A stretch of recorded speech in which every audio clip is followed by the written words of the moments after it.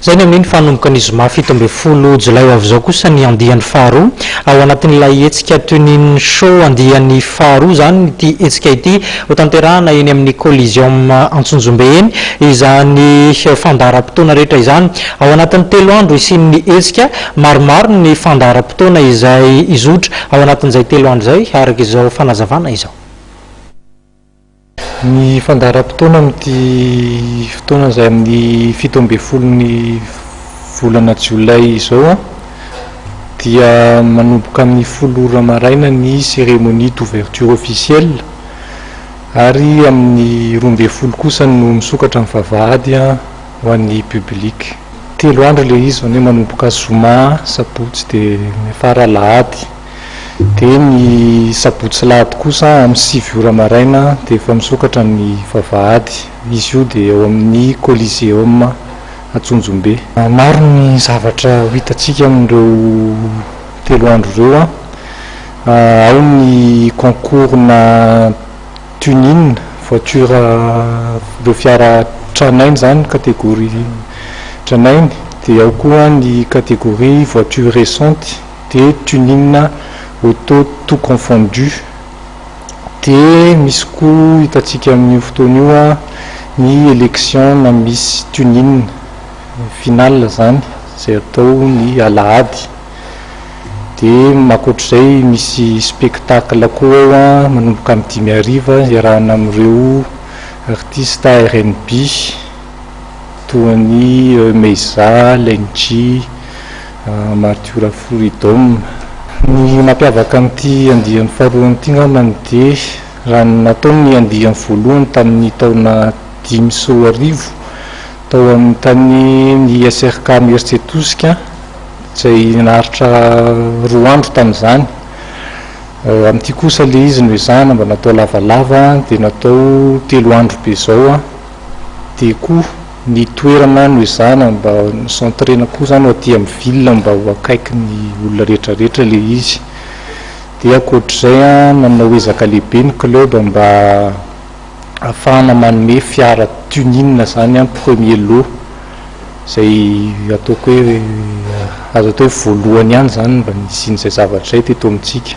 Mandray foana zany ny inscription hatramin'izao ao amin'ny auto center galerie Conquête Tanimena dia koa amin'ny Galana akaiky ny Coliseum station dia station Galana Atsakaviro. Dia ny amin'ny jour J koa zany mbola afaka misinscrire foana mandra-pahatonga kosa eo amin'ny épreuve d'élimination zay vao tsy mandray intsony.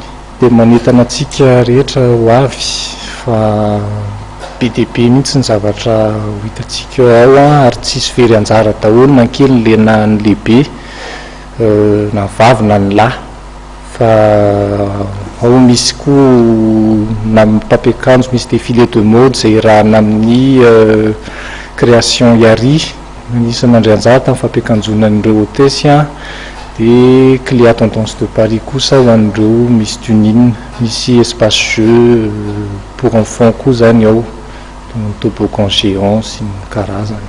Akoatr'izay misy koa ny concours Gymkhana izay anentanana ny rehetra koa 15 000 ariary ny participation indrindra ho an'ireo izay efa s'inscrire ny zoma zany dia tsy mandovola intsony izy ny sabotsy lahady.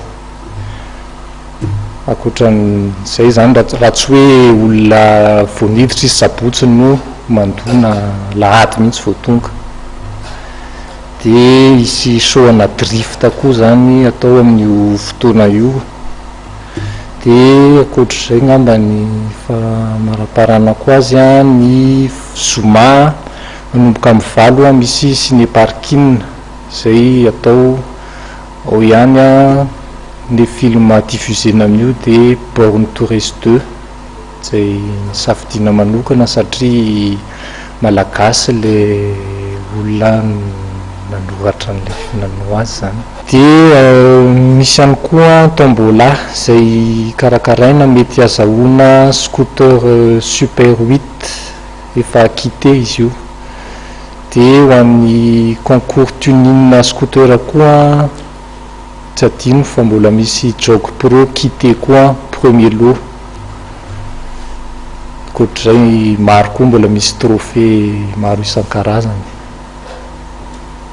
dia parcours tout terrain zay efa anatin'ny tena fikarakarana an'ilay piste mihitsy tsika amin'izao fotoana izao zany a karakarain'ny sebaty le izy aménagena ray manontolo mihitsy zany a mba fana manao démonstration na 4x4 buggy na cross zavatra rehetra azo atao amboniny zay zavatra rehetrarehetra zay koa dia mbola azotsika jerena zany ao amin'ny page Facebook a sy ao amin'ny compte Mada Tuning Club na MTC Mada.